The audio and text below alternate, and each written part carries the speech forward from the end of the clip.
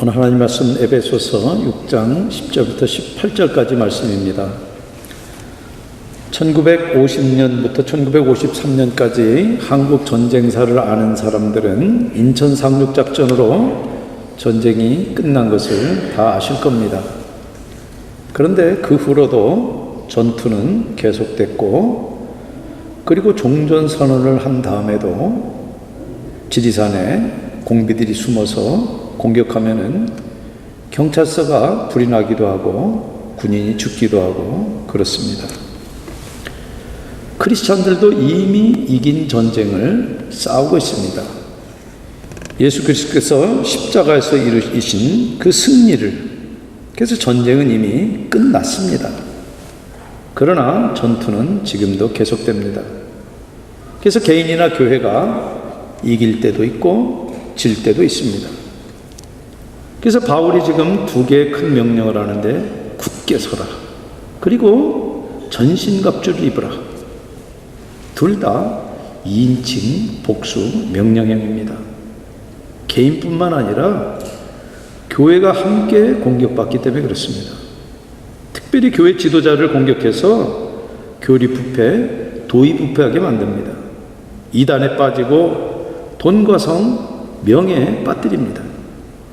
그러면 교회를 쉽게 공략할 수 있기 때문입니다. 그리고 교인들을 선동해서 갈등을 부추깁니다.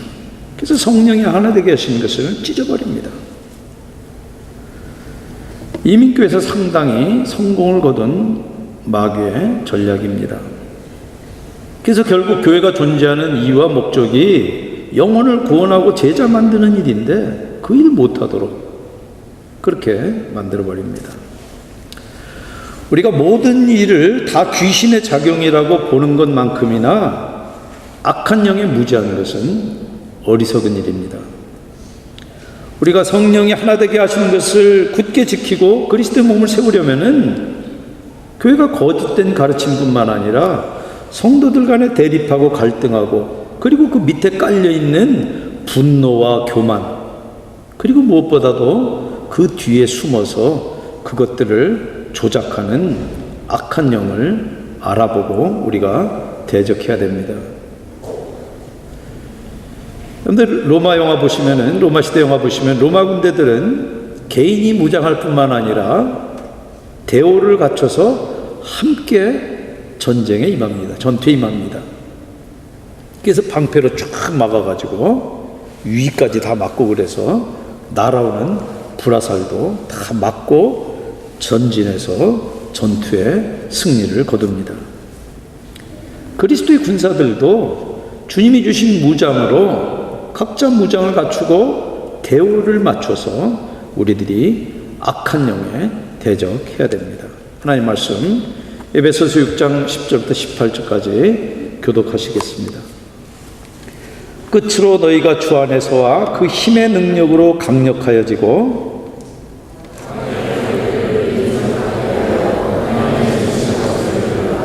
우리의 싸움은 혈과 육을 상대하는 것이 아니요 통치자들과 권세들과 이 어둠의 세상 주관자들과 하늘에 있는 악의 영들을 상대함이라.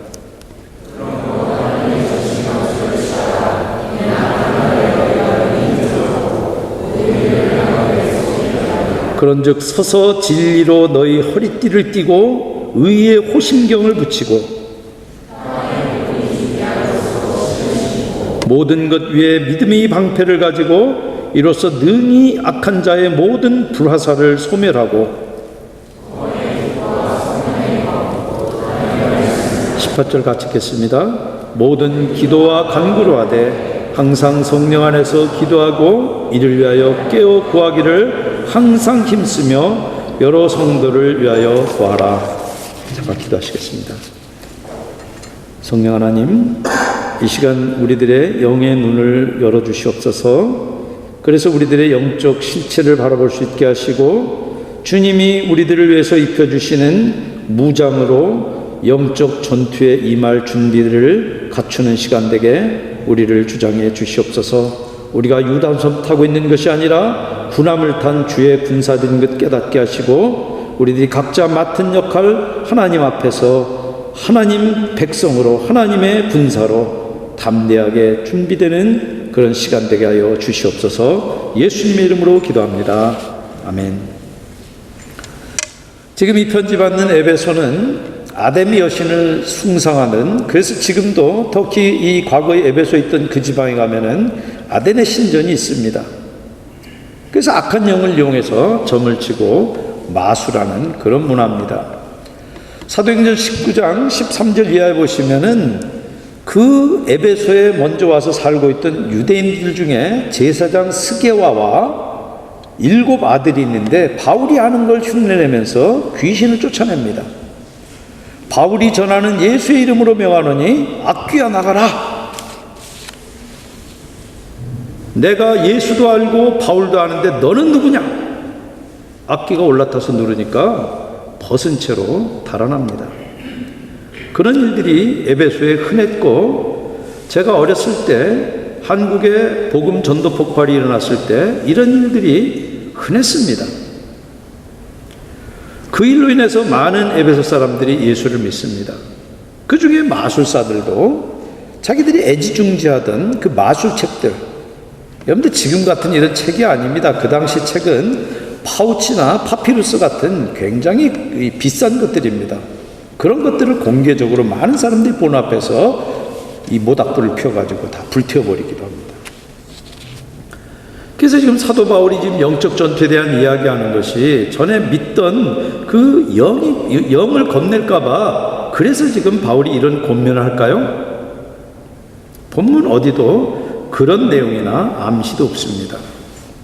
그보다는 주님의 부르심에 너희들이 어떤 사람인지 이야기하는 것이 에베소서 1장부터 3장까지고 4장부터 시작해서는 그러면 어떻게 우리가 살아야 될지를 이야기하는 내용입니다. 거기에서 새 사람으로 가정과 직장에서 어떻게 살지 영적 전투를 대비시키는 권면입니다. 뭐 영적 전투가 따로 있는 게 아니에요. 우리가 사는 삶의 현장이 바로 영적 전투의 그 전투의 현장입니다. 예수님이 십자가에서 마귀와 악한 영들을 모두 정복했지만 그것들은 아직도 불순종의 아들들 가운데 활동하고 있어요. 그래서 온갖 술수를 부려서 하나님께로부터 멀어지도록 이간질하고 구원받은 성도라도 우리가 이 세상 살 동안에는 악한 영들의 공격 대상입니다. 오늘 이 말씀은 세 부분으로 나눌 수가 있습니다. 10절부터 13절까지가 영적 전투와 그 대상이고 14절부터 17절까지가 하나님의 전신갑주, 그리고 18절이 영적 전투를 위한, 영적 전투에 임하는 기도입니다. 여러분들, 우리가 싸워야 되는 이 영적 전투의 대상이 누굽니까?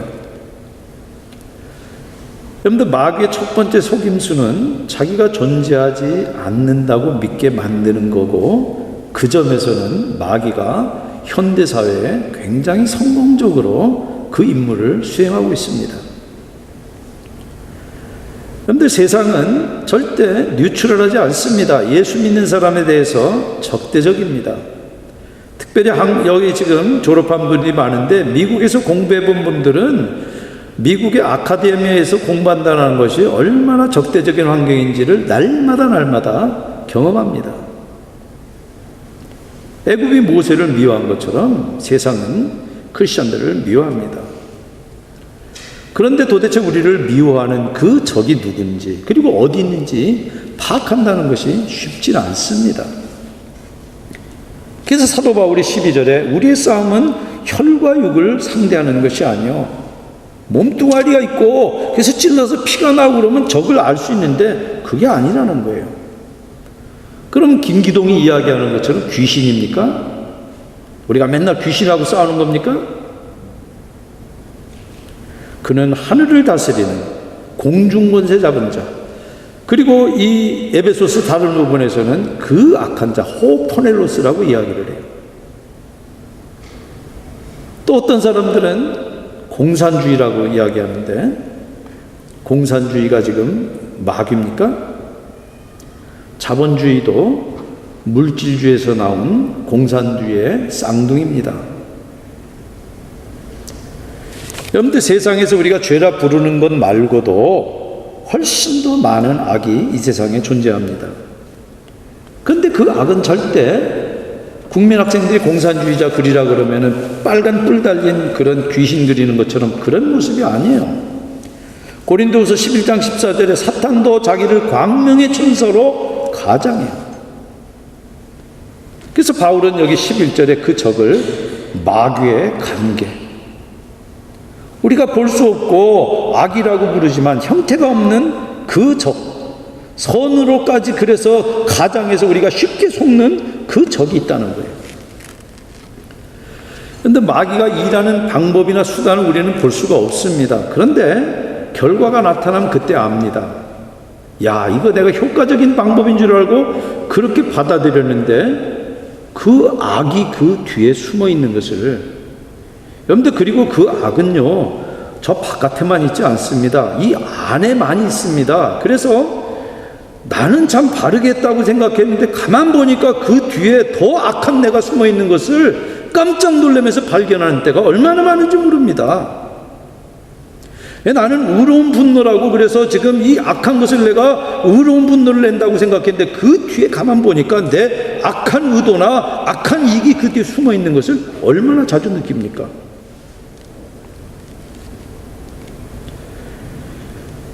여러분들, 우리가 결과에만 만족하면은, 그리고 안주하면은 방법에 무관심하게 됩니다. 그래서 교회가 사람 많이 모을 수 있다 그러면은 그 방법이 거짓말이라 그래도 사기라 그래도 신경 쓰지 않습니다. 근데 마귀는 추상적이고 비인격적이고 선을 위장해서 우리가 볼 수 없는 그 방법 속에 숨어 있습니다. 바울은 그 부류들을 통치자들과 권세들과 그 어둠의 세상 주관자들, 하늘에 있는 악령들이라고 지금 부르고 있어요.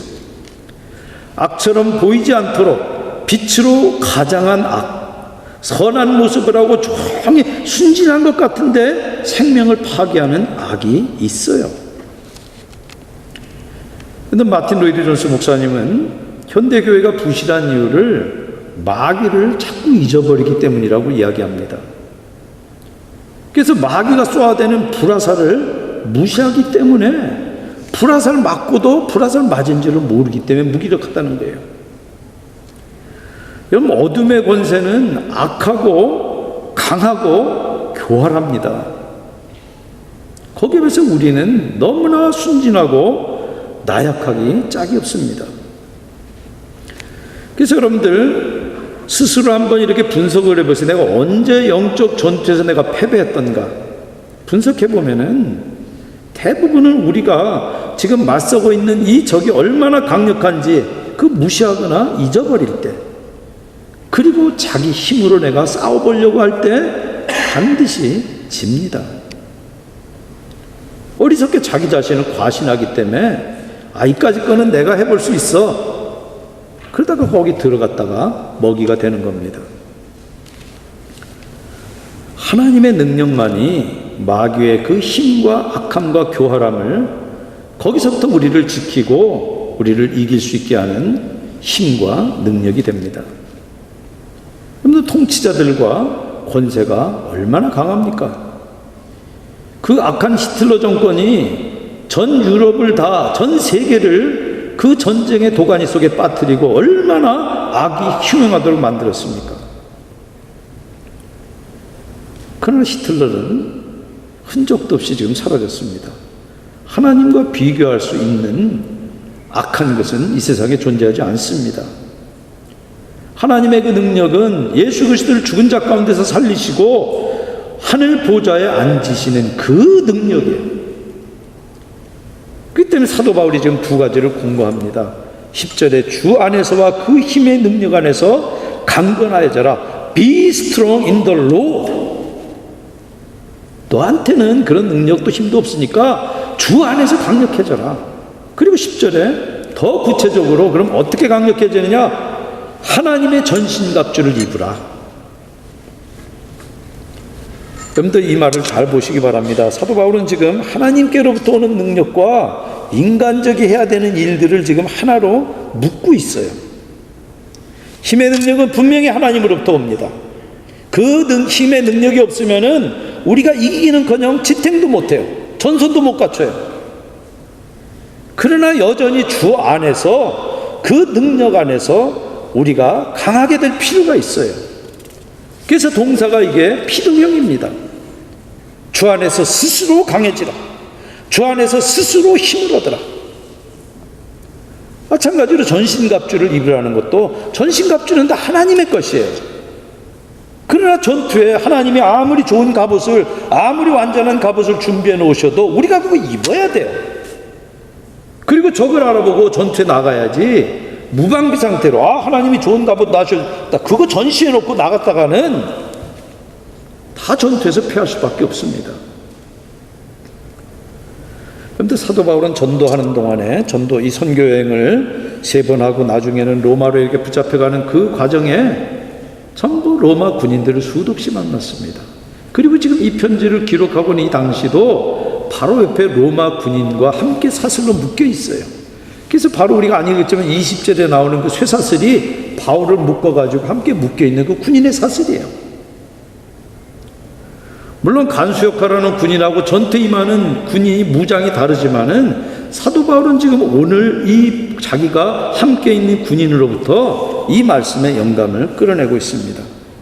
파워포인트 한번 보여주시기 바랍니다. 이게 로마 군인의 전투 복장입니다.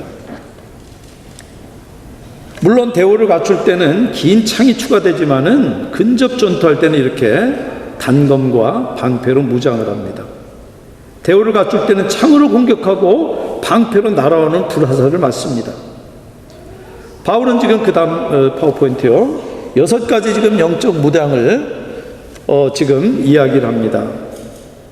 우리들이 입어야 될 하나님의 그 영적 무장, 전신갑주를 로마 군인의 무장에다가 비유하고 있습니다. 물론 로마 군인의 비유가 소재지만은 이 비유는 원래 이사야서에서 나오는 것입니다. 이사야서 11장 5절 보시면 공의로 그의 허리띠를 삼으며 성실로 그의 몸에 띠를 삼으리라. 메시아의 무장을 이야기하면서 어떤 무기를 그렇게 비유를 하고 있습니다.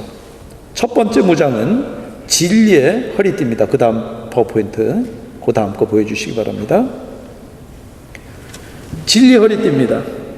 이거는 갑주라기보다는 로마인들이 입는 이 옷은 밑에가 펑 터졌습니다. 그래서 허리띠를 이렇게 묶지 않으면은 활동력이 없습니다. 그래서 활동력을 확보하기 위해서는 허리띠를 매야 되고 허리띠를 매야지만 거기다가 칼을 걸 수가 있습니다. 우리가 허리띠를 졸라맨다는 것은 한국말에서는 어려울 때 전략한다는 뜻이지만은 로마인들의 표현으로는 준비한다는 뜻이에요.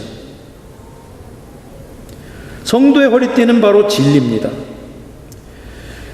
마귀가 하는 그 거짓말을 우리들의 마음으로부터 내쫓고 자유할 수 있도록 하는 것은 진리밖에 없어요. 우리들을 자꾸 헛되게 고소할 때 성경 말씀에 있는 그 진리에 기초해 가지고 우리가 그것을 내쫓을 수가 있는 거예요. 그래서 진리는 바른 교리 그리고 성도의 진실성 두 가지를 다 이야기하는 겁니다. 만약 아무리 정통신학이라 할지라도 그것이 그냥 교리로만 있고 자기 삶이 되지 못하면은 죽은 정통성은 마귀가 그것을 기가 막히게 알아보고 찔러대요. 그러면 견딜 수가 없어요. 그래서 올바른 가르침과 함께 그 가르침이 내면화돼서 자기 것이 된 그 진리가 있을 때 우리들이 무장을 하게 되는 것입니다.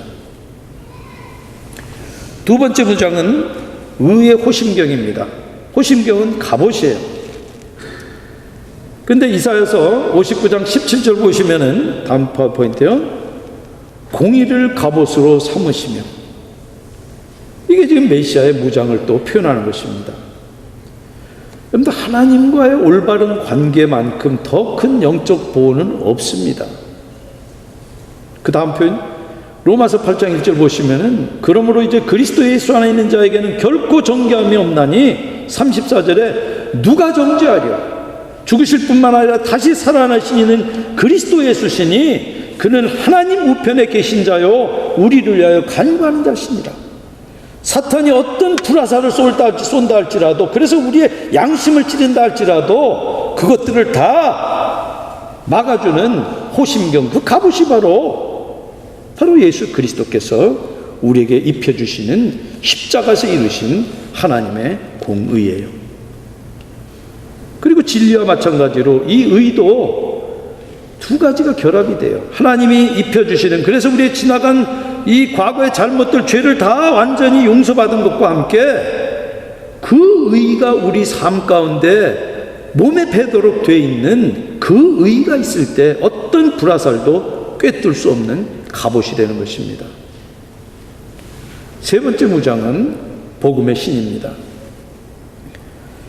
여러분들, 오랫동안 행군하고 그리고 자세를 견고하게 해주는 것이 신입니다.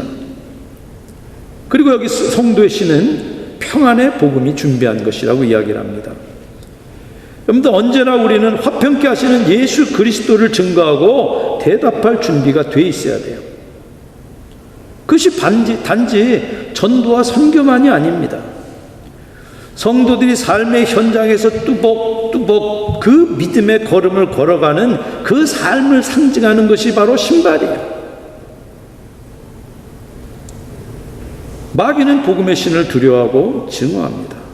왜냐하면 복음의 신이 밟는 땅마다 그것을 받는 사람이나 나누는 사람을 마귀의 폭정으로부터 풀어서 자유케 하는 하나님의 능력이 되기 때문에 그래요. 그래서 우리는 다시 우리들이 복음의 신발끈을 조아내야 되는 것입니다. 네 번째 무장은 믿음의 방패입니다. 작은 방패가 아닙니다. 무릎만 살짝 굽히고 머리만 숙이면은 온몸을 가려주는 로마인들의 방패입니다. 나무판 2개를 접착제로 붙여가지고 아마포로 싸고 그 위를 가죽으로 싸서 쇠로 둘레를 친 방패예요. 그래서 역청에다 담갔다가 쏴대는, 불 붙여서 쏴대는 그 불화살을 막도록, 거기다 물만 묻히면 절대 불화살 붙지 않아요. 불화살은 지금 죄책감을 고소하는 마귀의 참수예요. 지금 예배 드린다고 오기 전에 차 안에서 아내한테 뭐라고 그랬어? 훅 찌르고. 물론 다양한 화살이 있습니다. 의심과 불순종, 음욕과 두려움같이 우리가 원치 않는 생각들이 마귀가 끊임없이 우리들의 심령을 향해서 쏘아대요. 그러나 잠언 30장 5절에 그 다음 포인트, 하나님은 그를 의지하는 자의 방패시니라. 거기에서 피해서 우리의 피난처가 될 수 있는 것은 여호와 하나님밖에 없어요. 다섯 번째 무장은 투구입니다. 투구는 지금 보시는 것처럼 장식과 보호 두 가지 기능을 합니다. 이렇게 멋있게 돼 있어서. 근데 성도의 투구는 데살로니가전서 5장 8절에 보니까 구원의 소망이에요. 근데 찰스 아찌는 크리스천을 장식하고 보호해서 자신감과 기쁨으로 고개를 들게 하는 것은 그가 구원받은 사실이다. 여러분들, 우리가 전투에 지는 일이 있어도 전쟁은 이미 이긴 전쟁 우리가 싸우고 있고, 그래서 우리들의 구원은 이미 완성됐고 마침내 우리가 구원받으리라는 것을 아는 것이 바로 성도를 장식하고 보호하는 그 투구예요. 여섯 번째 무장은 검입니다. 여섯 무장 중에서 오직 검만이 방어뿐만 아니라 공격력입니다. 여러분들, 창이 아니라 이 칼은 가까이서 백병전에 적을 붙잡고 싸우는 데 쓰는 무기입니다. 그런데 요한계시록에 보면은 그리스도의 입에서 검이 나옵니다. 예수님의 입에서 나오는 하나님의 말씀을 상징해요. 여기서는 성령의 검, 하나님의 말씀이라고 이야기합니다. 근데 그 말씀은 히브리서 4장 12절에 하나님의 말씀은 살았고 운동력 있어 좌우의 날선 어떤 검보다도 예리하여 혼과 영과 및 골수를 찔러 쪼개기까지 하며 마음의 생각과 뜻을 판단함. 우리가 마귀의 유혹에 맞설 때는 광야에서 예수님이 하신 것처럼 예수님도 3번의 시험을 전부 신명기 말씀으로 물리치셨어요. 그렇게 하나님의 검, 이 검 하나님의 말씀 우리가 쓸 수 있어요. 전도할 때 하나님의 말씀은 좌우의 어떤 날선 검보다 예리해서 날카롭게 쪼개는 그런 능력이 있습니다. 그런데 6가지 무장은 전부 다 소유가 하나님입니다. 하나님이 공급하시기 때문에 그래요. 그러나 보급창고에 아무리 좋은 무기가 있어도 병사가 그것을 집어서 무장하고 악의 그 권세에 대응하지 않으면은 아무 소용없어요. 갖춰서 무장하는 것은 바로 저와 여러분들의 책임입니다. 더군다나 어떤 무장 하나라도 빠지면은 마귀는 마귀라서 귀신같이 알아봐요. 그래서 그 빠진 것을 찾아서 찔러댑니다. 그래서 하나님이 주신 이 전승일 갑주는 모두 다 이용하고 우리들이 하나도 빼놓지 않도록 주의해야 되는 그런 전신갑주입니다. 끝으로 기도를 빼놓을 수 없습니다. 여러분들 무장을 모아놓으면 저절로 군인이 됩니까? 허수아비한테 씌워놓으면은 진흙을 하나님의 형상대로 빚어도 코에 생기를 불어넣어야지 사람이 생명이 됐어요. 여러분들 기도한다는 것은 그 자체가 하나님을 의뢰한다는 표시예요.